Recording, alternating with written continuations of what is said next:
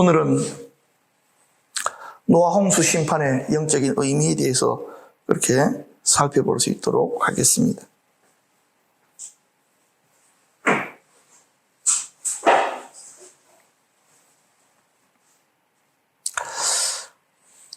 우리가 홍수 심판이라고 이렇게 이야기하는데요. 간단하게 그냥 하나님께서 홍수로 그 세상을 심판하셨구나 라고 생각하고 지나가기가 쉽습니다. 그런데 그 이면을 좀 이렇게 자세하게 살펴보면 하나님의 심판이라고 하는 것이 무엇과 연관되어져 있는지를 우리가 알게 됩니다.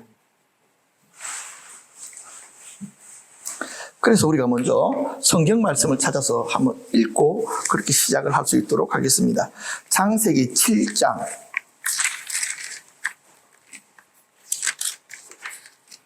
6절에서부터 12절 말씀까지 보겠습니다.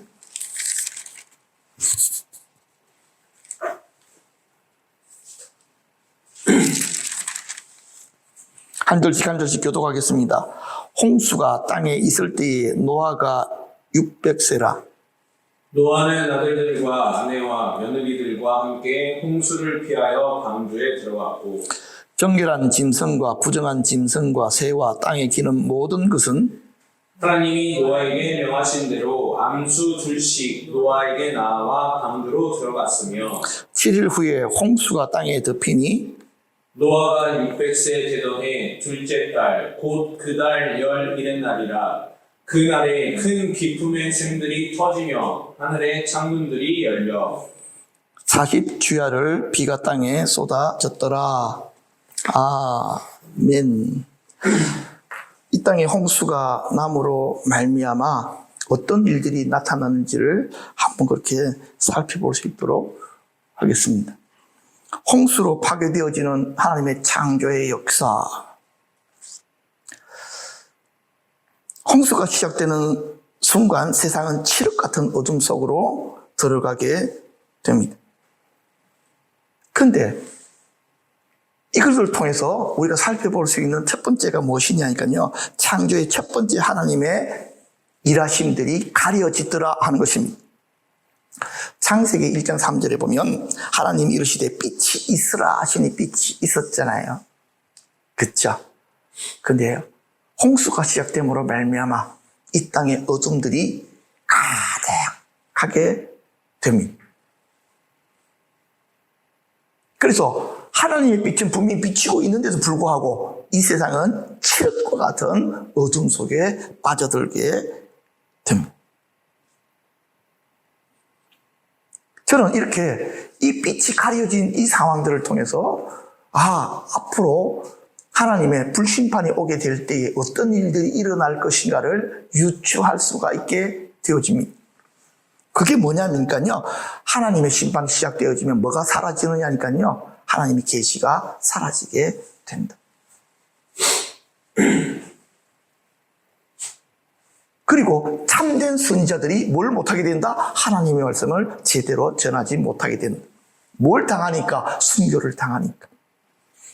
대신에 어떤 사람들이 그 자리를 대신 차지하게 됩니까? 거짓 선지자들이 기사와 능력을 사단에게 받아가지고 그것을 행함으로 말미암아 사람들이 미혹당하는 일이 나타나게 된다. 예레미야서 14장 16절을 보니까요.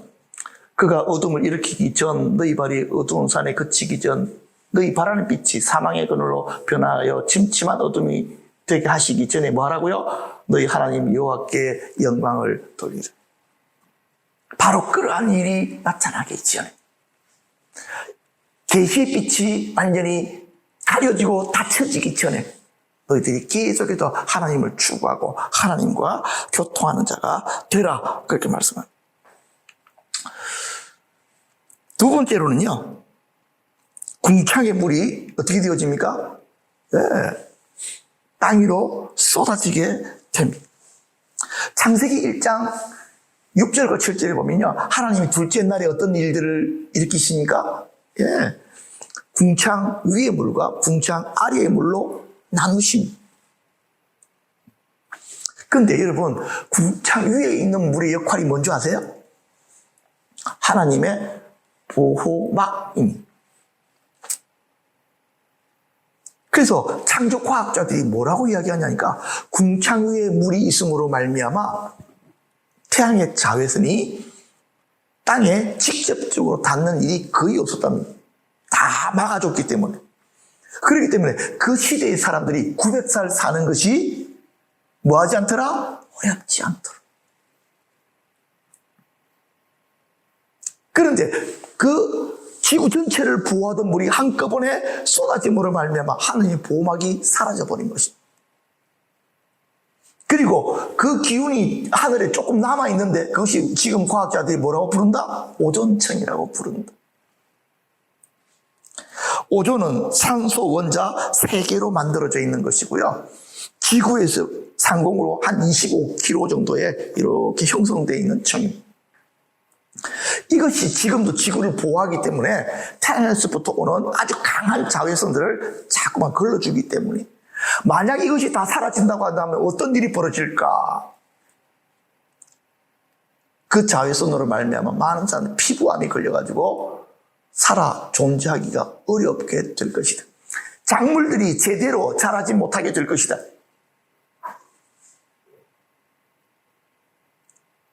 생각을 한번 해보십시오. 사람들이 화상을 입는다는 것이 태양빛만 봐도.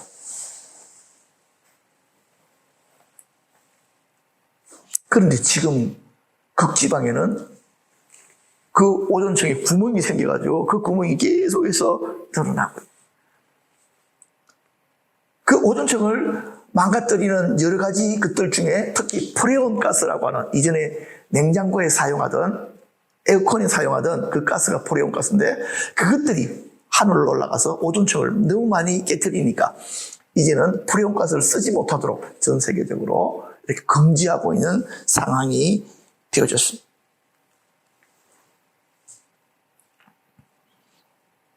그래서 많은 사람들이 이렇게 이야기했잖아요. 아니 노아 홍수가 비가 얼마나 와야 되는데 그 물이 다 어디 있었던 건데 그럽니다. 그러면 이렇게 이야기하면 되죠. 성경을 잘 읽어보면 물이 어디서부터 왔는지 다 알게 된다. 이렇게 이야기하는 것입니다. 그래서 둘째 날 하나님께서 보호하신 그 모든 것이 한꺼번에 망쳐져 버린 것이 노아 홍수였다 하는 것입니다. 세 번째는요. 모든 땅이 홍수로 말미암아 다 어떻게 되어집니까? 다 잠기게 되어집니다. 하나님께서 창조 3일째 어떤 일을 행하십니까? 물에서 묻히 땅이 나오도록 하셨잖아요. 땅이 나오도록 하신 목적이 무엇입니까? 그곳에 하나님의 나라가 시작되게 하기 위함. 에덴 동산이 시작되게 하기 위함으로 그렇게 시작되는 것입니다. 그런데요. 노아 홍수로 말미암아 그 모든 것들이 다 어떻게 됐더라? 무산되게 되어졌더라. 그렇게 말합니다.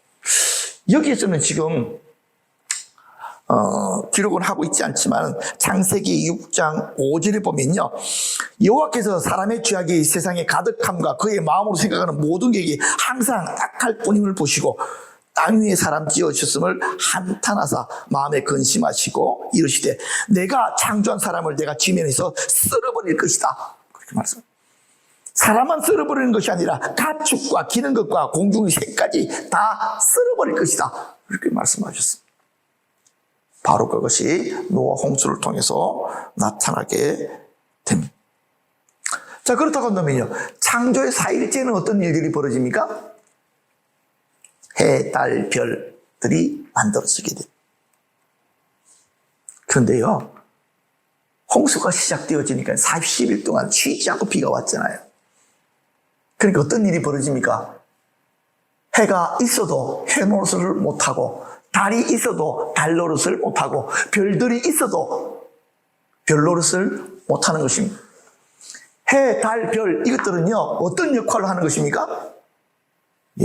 시간이 어떻게 움직이는지를 그것들을 통해서 알게 되는 것입니다. 그런데 그것들이 뭘 못하니까 제대로 기능을 못합니다. 그러니까요. 노아 가족들은요. 지금 시간이 가는지 날이 지나는지 어떻게 되는지 그것을 알 수 있는 방법이 하나도 없었습니다. 하나님께서 계시로 그에게 며칠 지났다고 말씀하시지 아니하시면 알 수 없는 상황이 되어집니다. 고난의 날이 되어지면요, 시간이 가는 게 달라지잖아요. 진짜 죽도록 어려운 환난이 오면요, 시간이 가는지도 모릅니다. 날이 가는지도 모릅니다. 바로 그런 것입니다. 고통이 심하고 고통이 극대화되어지면, 그리고 실제로 마지막 날이 되어지면 하늘이 어떻게 된다고 했습니까? 완전히 검게 변할 것이다.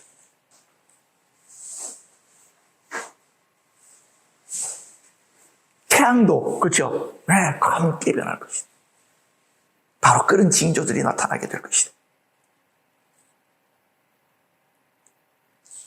노아 홍수 때는 구름으로 가려져 있었기 때문에 하늘에서 나타나는 모든 상황들이 하나도 보이지 않았지만, 불심판이 되어지면 바로 그러한 일들을 우리들이 보게 될 것이다. 그렇게 말씀을 드릴 수가 있겠습니다. 시편 136편에 보니까요, 큰 삐뚤을 지으신 이에게 감사하라. 그 인자심이 영원함이로다. 해로 낮을 주황하신 이에게 감사하라. 그 인자심이 영원함이로다. 달과 별들로 밤을 주관케 하신 이에게 감사하라. 그 인자심이 영원하심이로다. 보니까요, 하나님께서 해, 달, 별들을 만들어 놓으신 그것은 모든 천지가 어떻게 돌아가도록 규칙적으로 돌아갈 수 있도록 하시기 위해서 해놓으신 거예요. 그 인자심이 영원해요. 아, 그렇구나. 하나님께서 지금 이 모든 것들이 제대로 질서 정연하게 세상이 돌아갈 수 있도록 붙들고 계시는구나. 그 인자심을 우리들이 노래해야 되는데요, 바로 이 환난의 날에는 어떻게 되십니까? 그 인자심이 사라져버립니다. 인자심이 사라져. 많은 사람들이 고통 가운데 언제 이 고통이 끝납니까? 그렇죠? 왜 이 시간이 빨리 안 지나갑니까? 그렇게 한다. 젊은 청년들이 군대 가면 갑자기 시간이 안 간대다. 여지사님도 그랬지. 군대 가니까 시간이 빨리 안 가잖아. 그렇지? 기억이 안 나요. 워낙 군인 체질이 돼가지고 거기서 그냥 행복하게 살았구나. 집에 교관을 떠나서 군대 교관이 훨씬 편했구나. 그런 것 같아. 한 교관이 좀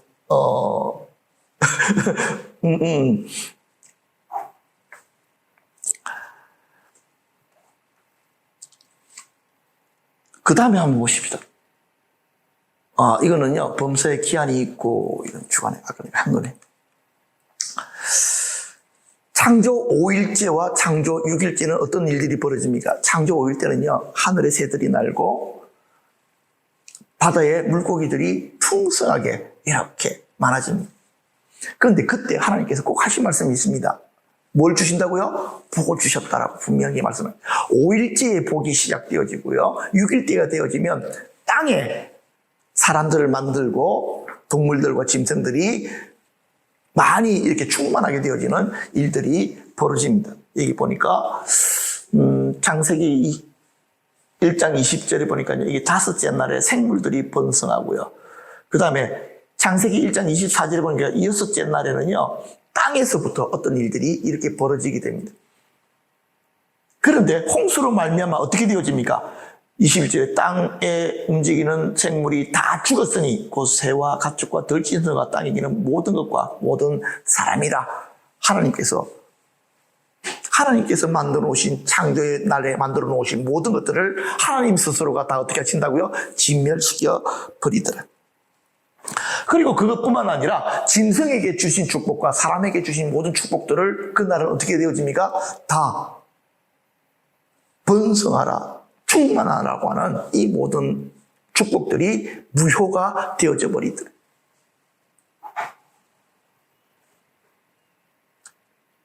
이 환난의 날에는요, 생명을 유지하는 것조차도 어려운 거예요. 그러다 보니까 충만하고 땅에 번성할 수 있는 여력도 없는 것입니다. 바로 심판이란 그런 것입니다. 하나님의 모든 약속이 어디에 있는가? 모든 축복이 다 무효화가 되는 날들입니다. 요한계시록 14장 13절에 보니까 지금 이후로 주 안에서 죽는 자들은 복이 있도다 라는 말씀을 봤습니다. 제가 그 말씀을 어떻게 받으니까 환난 날이 오면 살려고 몸부림치는 것, 그것이 복이 아니다. 믿음 안에서 그쵸? 빨리 순교당하는 것이 그것이 축복이다. 우리가 그 어려움들을 겪지 않으려고 도망가잖아요. 결국엔 배교하게 되어져 있습니다. 왜? 어둠들이 우리들이 어디로 도망가는지 너무나도 잘 알고 있어. 산에 가면 사냥꾼들이 올무를 놓잖아요. 그죠? 어디다가 놓겠습니까? 짐승들이 잘 다니는 길에. 거기다가 딱 올무를 만들어 놓으면 여지없이 걸리게 되어져 있어요. 마찬가지로 사단이가 마지막 날 믿음의 사람들이 어디로 도망갈지 알까요? 모를까요? 얼마나도 잘 알고 있어요. 어디로 도망가는지, 어디에 숨는지. 도망 다니다가 결국에는 잡히게 되어요. 그리고 또한 결국에는 그들 앞에서 배교하게 되어져 있다. 아, 나는 뭐 순교할 것입니다. 아니, 첫 번째 그런 각오로 믿음으로 부딪히지 아니하면 그 환난을 통과할 수가 없다. 피해서 될 일은 아니다. 자, 그런데 말입니다. 이 홍수, 노아 홍수로 말미암아 어떤 일들이 벌어지냐니까요.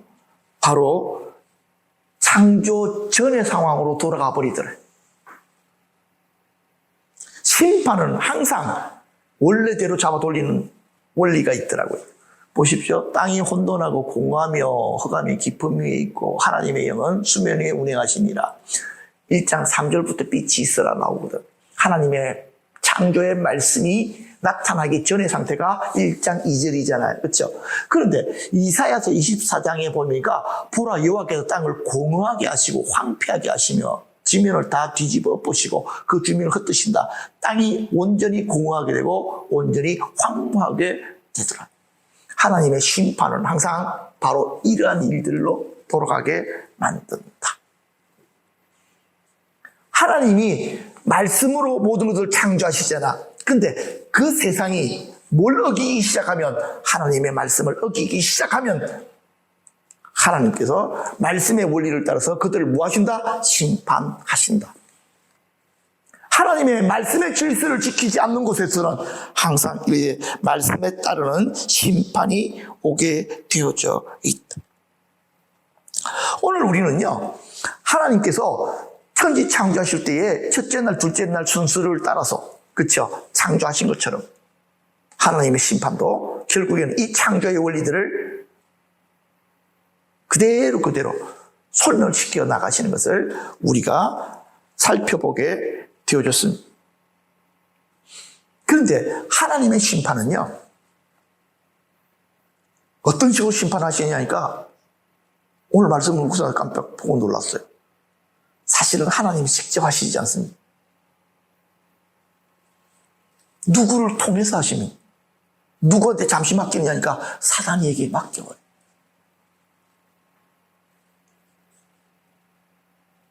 그래서 그 사단이가 하나님의 백성들을 철두철미하게 핍박하고 환난 가운데 몰아갑니다. 많은 순교자들이 나겠도록 만들어. 그것을 하나님께서 가만히 지켜보십니다.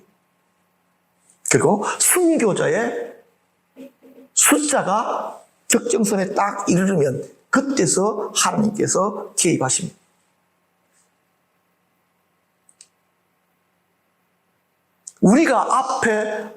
우리 앞에 나와 있는 스토리입니다.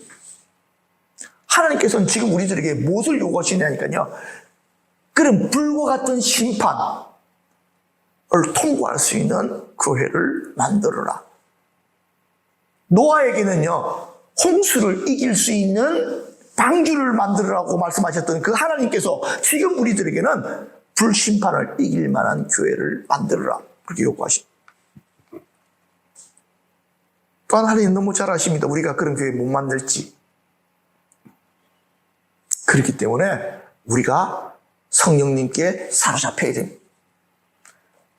온전히 사로잡혀야 됩니다. 우리 영혼에 성령의 불이 가득할 정도로 그렇게 역사해야 됩니다. 바로 그때에 우리들은 다가오는 환난들을 두려워하지 않게 될 것입니다. 어떤 환난 앞에서도 도망가거나 숨는 자들이 아니라 그 환난의 불길들을 통과하는 자들이 될 것입니다. 저는 우리 생명의 샘교회가 가장 바라고 구해야 될 것, 그것은요, 하늘로부터 성령의 불이 임하는 것입니다. 그 불에 우리들이 완전히 사로잡히는 것입니다. 그래서 불과 같은 환난 앞에서도 두려워하지 아니하고 앞으로 나아가는 것입니다. 그래서 이 시간 우리가 다 같이 한번 통성으로 기도하십시오.